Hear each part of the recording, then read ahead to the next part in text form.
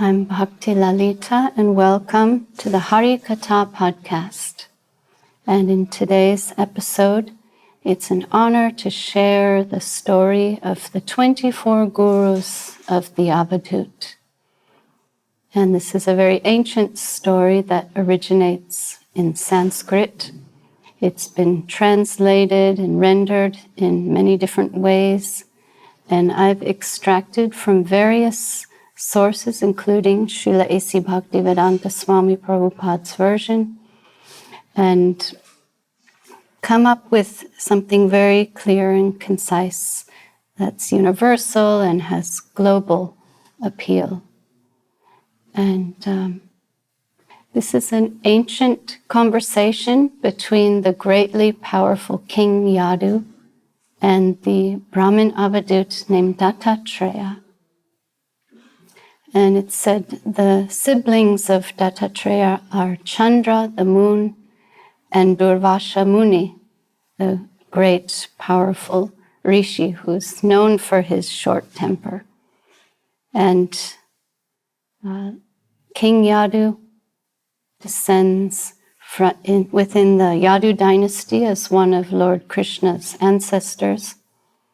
And the Brahmin Avadhūt. Avadhūt means a self-realized, liberated soul who's beyond the cares and concerns of this world. So their meeting took place one day in the forest, and King Yadu was astonished to see this Brahmin Avadhūt wandering fearlessly and carelessly in this forest. And he was in great ecstasy, young, handsome, brilliant, capable, yet having nothing to do with this world. And King Yadu was struck with wonder to see such an amazing personality, and approached humbly with bowed head, asking, "Please, Avadhūt, Dattatreya, please tell me, who is your guru and what is giving you so much ecstasy?" And in this humble mood, he asked with bowed head and gave his obeisances to the Brahmin Avadhūt. And I'll read the Brahmin Avadhūt's response. The Avadhūt, Dattatreya, said, "My dear king, with my intelligence, I have taken shelter of many spiritual masters. Having gained transcendental understanding from them, I now wander about the earth in a liberated condition. Please listen as I describe them to you. O king, I have taken shelter of 24 gurus, who are the following: Mother Earth, wind, sky, water, fire, moon, sun, the pigeon, the python, the ocean, moth, bumblebee, elephant, and beekeeper, the deer, the fish, the prostitute named Pingala, the hawk and the child, the young maiden and arrowsmith, a serpent, a spider, and wasp, as well as additionally my own body. My dear king, by studying their activities, I've learned the science of the self. Please listen as I explain to you what I've learned from each of these gurus. O king, Mother Earth is my first guru. Productive, tolerant, heals, gives nourishment, and gets abused. She taught me how to hold in my heart all those who trample and hurt me, just as she does. A sober person, even when harassed by other living beings, should understand that their aggressors are acting helplessly under the control of the infinite, and they should never be distracted from making progress on one's own path.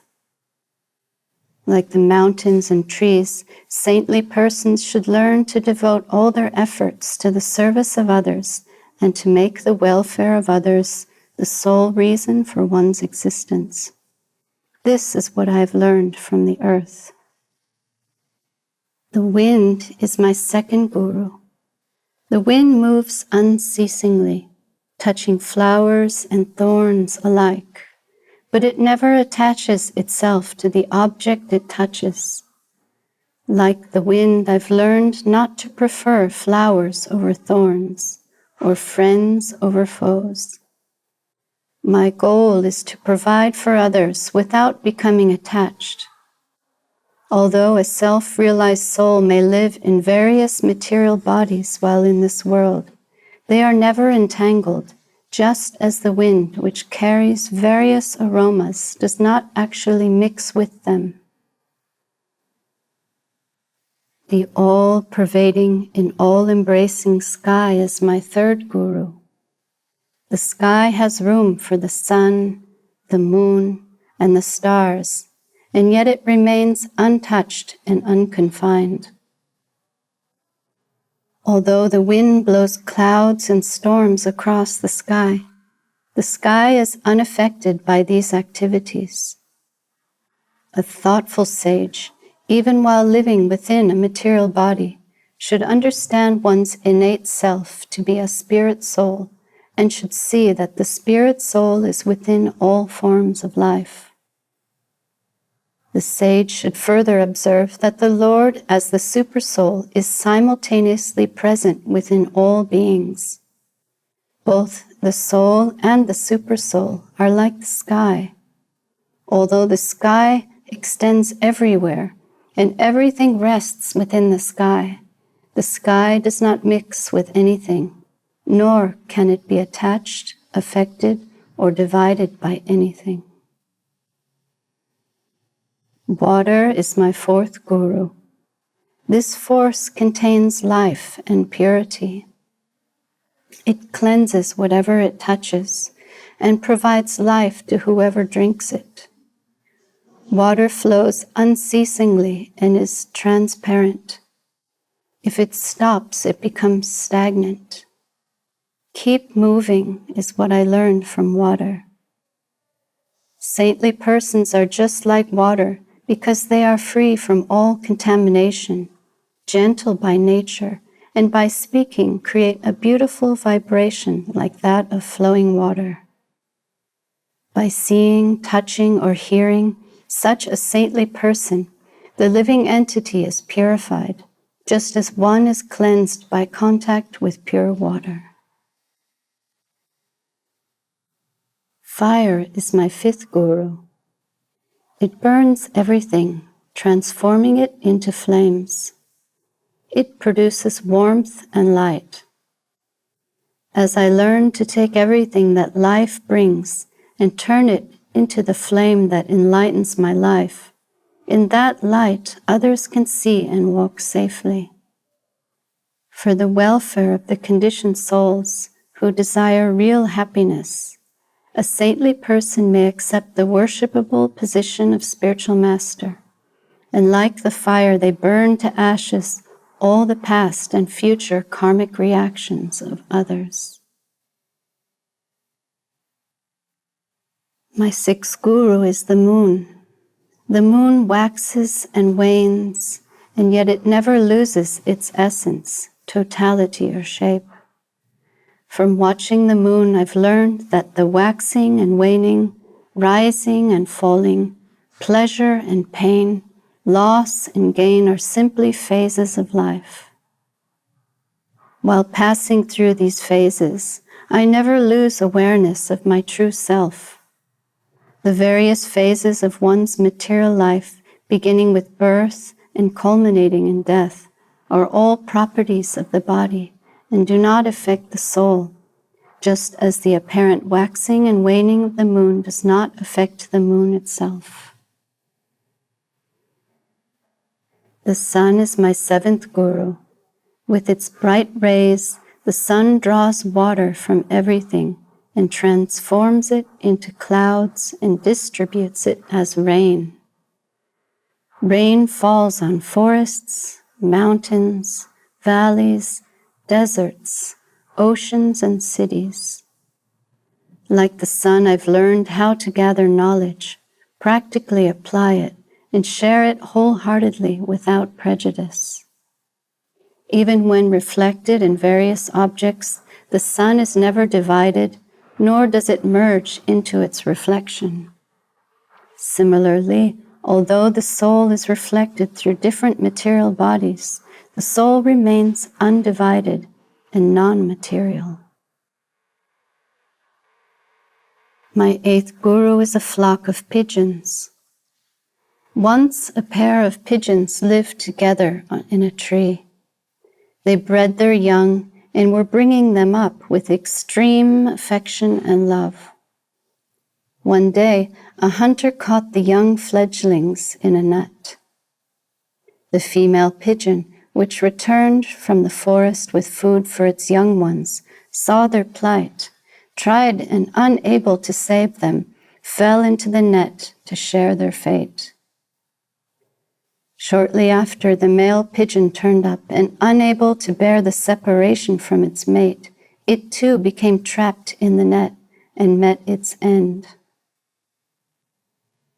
Reflecting on this, I realized how even a benevolent attempt, if it springs from attachment and emotion, can entangle and ensnare. Even after being born as an intelligent human being, one can get caught in the net of possessiveness and thrown into the repeated cycle of birth and death. Therefore, a person of intelligent discrimination does not become obsessively attached to anyone or anything in this world.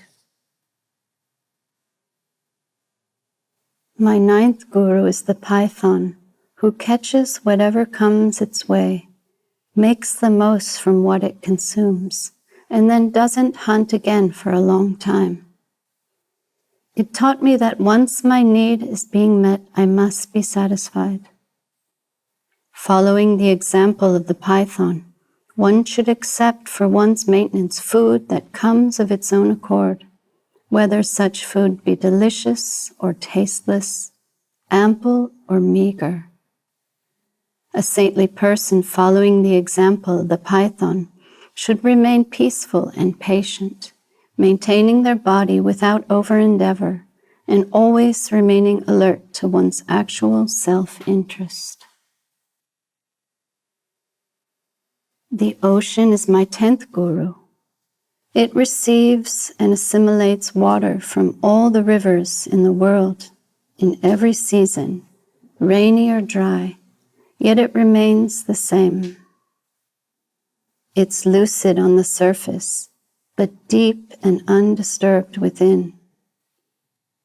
A saintly sage sometimes may receive by the will of providence great material opulence, and sometimes they will find themselves materially destitute. The saints are happy and pleasing in their external behavior, whereas internally they are most deep and grave. Such a soul does not rejoice in a flourishing condition, nor are they morose when poverty-stricken. No matter what experiences they go through, no matter how many kicks and blows they receive, they maintain their discipline. Because their knowledge is immeasurable and unlimited, they are always equipoised. In this way, they are like the waters of the unfathomable ocean. The moth is my 11th guru. Drawn by light and deceived by its senses, it flies from its dwelling to the fire which kills it. So too, the unconscious person is seduced by the illusory pleasures of the senses and becomes caught in the repeated cycle of birth and death. On the other hand, the wise one, when catching even a glimpse of the fire of wisdom, leaves everything aside, leaps into it, and burns down the illusion of material existence. The moth taught me that I must not be deceived by my senses. and soar at full speed into the flame of divine knowledge, becoming free from illusion and its reactions. My 12th guru is the bumblebee who takes only the tiniest drops of nectar from the flowers. And before even taking that much, it hums and hovers, creating an atmosphere of joy around the blossoms. The bumblebee gives more to the flowers than it takes, pollinating the plants, and helps them prosper by flying from one to another.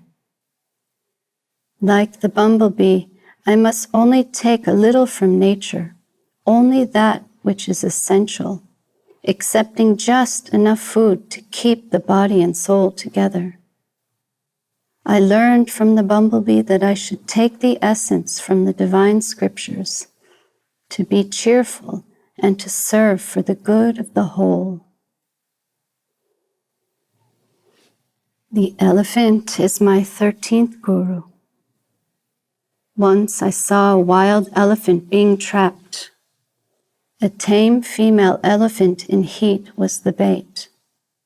Sensing her presence, the wild male emerged from its domain and fell into a pit that had been cleverly concealed with branches and piles of leaves.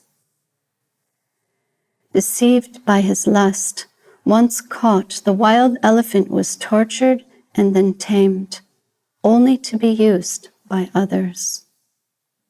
This elephant taught me not to fall into traps with my passions and desires. We need freedom from the senses and the exploiting tendency of lust. The beekeeper is my 14th guru. Just as a beekeeper easily takes away the honey laboriously produced by the honeybees, the greedy person is like the bee who struggles to produce a large quantity of honey, which is then only stolen by a person who will enjoy it personally or sell it to others. People accumulate wealth with great difficulty, but they are not always allowed to enjoy it or give it in charity to others. No matter how carefully one may hide or protect their hard-earned wealth, they have to leave it all behind when death takes hold of them. This noble truth the beekeeper taught me. Don't hoard material wealth and be ready to share, as neither the body nor material wealth ever lasts. My 15th guru is the deer. With its keen sense of hearing, it listens intently and is wary of all noises, but it is enticed, bewildered, and trapped by the melody of the deer hunter's flute. Like the deer, we come spellbound by mundane music, which can bog down the consciousness of a spiritual aspirant. Also, we keep our ears alert for every bit of news, rumor, and gossip. This tendency creates misery for ourselves and others. This is the lesson I learned from the deer. Don't become enticed by mundane sound vibration. My 16th guru is the fish. It swallows a baited hook and is caught by the fisherman. Like the fish that is greedy for food falls victim to the bait, so also the person pursuing the path of realization, who allows the sense of taste to overpower them, can become caught and consumed. Once the demands of the tongue are conquered, all other senses are conquered. As long as I remember the fish, I remain free from the hook. O son of kings, previously in the city of Videha, there lived a prostitute named Pingala, who became my 17th guru. Now please hear what I've learned from that lady. Her only means of sustenance was prostitution, and one night she grew tired of looking for customers. Being filled with anxiety for money and becoming extremely disappointed, Pingala reflected and began to feel great detachment from her situation. No longer desiring either material or internal satisfaction from the outside world, she fully surrendered herself to the Lord within. Determined to live with dignity and respect, and to live a life of love with the Lord, she cut off all of her connections to prostitution. She became situated in perfect peace, sat down on her bed, and went to sleep. So due to suffering, Pingala felt disgusted with her material situation and became indifferent to it. Material desire is undoubtedly the cause of the greatest unhappiness, and freedom from such desire is the cause of the greatest happiness. Indeed, detachment acts like a sword, cutting to pieces the binding network of material hopes and desires. When the living entity sees that the entire universe has been seized by the serpent of time, they become sober and sane, and at that time detaches oneself from the sensory exploiting tendency. My 18th guru is the hawk. Once a group of large hawks and eagles attacked another weaker hawk who was holding some meat in its beak. Kicking its head and pecking at the hawk's body, the aggressive group tried to knock the prey out of its mouth. The poor hawk was feeling very much pestered, and so at last it wisely dropped its prey, and all the other birds rushed after it. Freeing itself from so much botheration, it sighed in relief and experienced happiness. The instruction received from the hawk is attachment creates misery, and one will have to face much strife and antagonism, but the person who is unattached can achieve actual happiness. The small child is my 19th guru. The child lives a life of innocent bliss. It sucks milk and is free from all cares and worries. Little children know neither honor nor dishonor. They do not hold grudges or prejudices against anyone.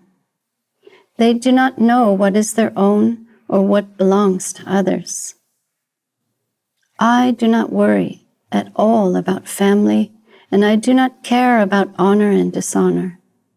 I enjoy only the life of the soul, and I find love on the divine platform. Thus, I wander the earth like a child. My 20th guru is a marriageable young girl whom I met while begging for alms. At that time, a few men arrived at the house, specifically desiring to marry her. She received them with hospitality and went to a private place to husk rice in order to prepare a meal for her unexpected male guests. The girl feared that the men would consider her family to be poor because their daughter was busily engaged in the menial task of husking rice. While husking rice, her conch shell bracelets were rattling against each other, and in order to stop this sound, she intelligently removed the bracelets one by one until, and at last, only one remained on each arm. The instruction received from the young girl is, just as two or more bracelets on one wrist make noise, wherever there's a crowd, there is a noise of useless gossip, disagreement, and quarrel. Therefore, one should live alone and steady the mind. I travel throughout the surface of the earth, learning constantly about the nature of this world, and I personally witnessed this lesson from the young girl. My 21st guru is the arrowsmith who was so focused in constructing a straight arrow that he did not even notice that the king and his entire army passed right by him on the road. In the same way, I learned to be absorbed in the task at hand, no matter how big or small. The more one pointed my attention, the greater my focus.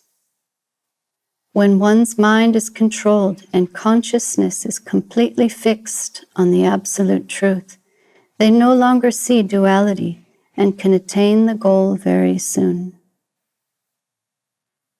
My 22nd guru is the snake. A snake does not make a hole for itself, but rests in holes that other creatures have abandoned, or curls up in the hollow of a tree for a while and then moves on. From this snake, I learned to adjust myself to my environment and accept the resources provided by nature without encumbering myself with a permanent home. Creatures in nature move constantly, continually abandoning their previous dwellings. Therefore, while floating along the current of nature, I find plenty of places to rest. Once I'm rested, I move on. Like the snake, a sage should wander alone, without any fixed residence, and act in such a way that they are not noticed by others. Remaining careful and grave, without revealing one's movements, one should not depend on others and not speak more than required. My 23rd guru is the little spider who built itself a nice cozy web. When a larger spider chased it, it rushed to take refuge in its web, but it ran so fast that it became entangled and was swallowed by the bigger spider. So we create webs for ourselves by trying to build a safe haven. And as we race along the threads of these webs, we become entangled and are consumed. There is no safety to be found in the complicated webs of our actions and reactions. Also, like the spider who spins its web from its mouth and then withdraws it, similarly, the Lord manifests all of creation, utilizes it according to his purpose, and then winds it up into himself. O King, once a wasp, my 24th guru, forced a weaker insect to enter his hive and kept him trapped there. In great fear, the weak insect constantly meditated upon his captor, absorbed in the characteristics and activities of the large wasp. He gradually achieved the body of a wasp. In this way, by constant meditation upon a particular object, one's consciousness becomes filled with its qualities and achieves a state of existence accordingly. Guard your focus. Endeavor for the highest goal, and be careful what you fix your intelligence upon, because certainly you will attain the qualities and forms that you are meditating upon. From all of these spiritual masters, I have acquired great wisdom. Now please listen as I explain what, in addition, I have learned from my own body. The material body is also my spiritual master because it teaches me detachment. Being subject to creation and destruction, it always comes to a painful end. After many births and deaths in different species of life, achieving a human body is a rare privilege. Although temporary, it affords one the opportunity to attain the highest perfection. A sober human being should therefore endeavor for the ultimate perfection of life while the body is alive. Having learned from my many spiritual masters, I remain situated in divine realization, and, fully renounced and enlightened, I wander the earth without attachment or false ego. Having spoken to King Yadu, the wise Brahmana Avadhūt Dattatreya received worship and obeisances from the king. And pleased, he bid his farewell. And just as he appeared in the forest, he disappeared into the forest. And King Yadu, from the mercy of the Avadhūt Brahmin, became free from all anxiety and all attachment, and becoming fixed on the divine platform. This ends the wisdom story of the 24 gurus of the Avadhūt Dattatreya.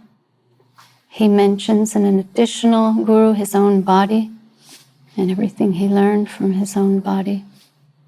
So much wisdom to be found, and I hope you all appreciate it. Jai Shri Gurudev, Jai Srimad Bhagavatam, Jai Shri Bhaktivedanta Swami Prabhupada, Anantakoti Vaishnava Vrinda ki Jai, Harinam Sankirtan ki Jai, Nitai Gaur Premanande.